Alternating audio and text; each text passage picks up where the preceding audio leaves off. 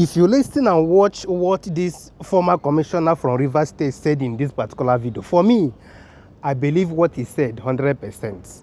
He said, I will play the video, that what happened between the so-called reconciliation that happened between Governor Fubara and former Governor Wike in Abuja wasn't a reconciliation. According to him, Into said that in total surrender, that Governor Fubara just surrendered to Governor Wike, former Governor Wike. And if you look at the condition they gave this man for them to reinstate him, you know that this man is making a lot of sense. What Governor Fubara is going back there to do is just to be like a boy. Yes, and now let's tell ourselves the truth.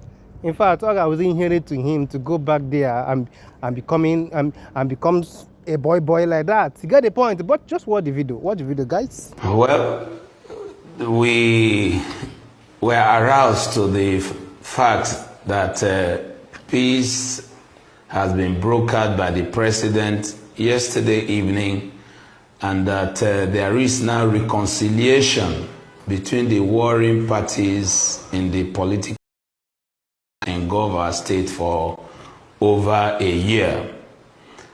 But I have looked at the entire scenario, the pictures that came up, and the principal officers and gladiators that were involved in the so-called peace meeting. And I want to state with all sense of responsibility that I didn't see a reconciliation.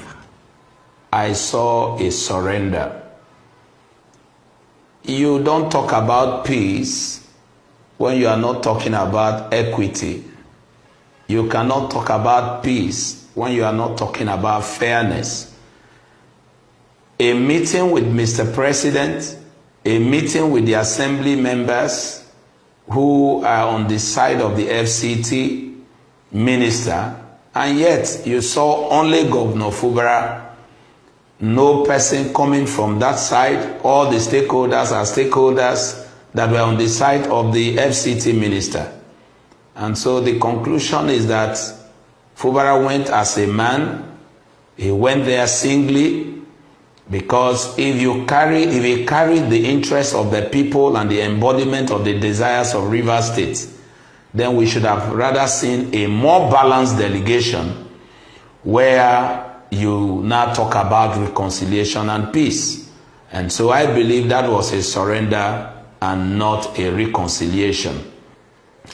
Looking at what has happened before, of course, the president couldn't again broker a lasting peace deal in the first instance of meeting with them, because this peace was not also anchored on fairness.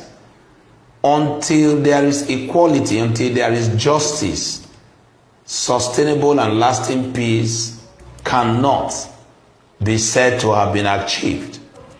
And that's exactly the issue here.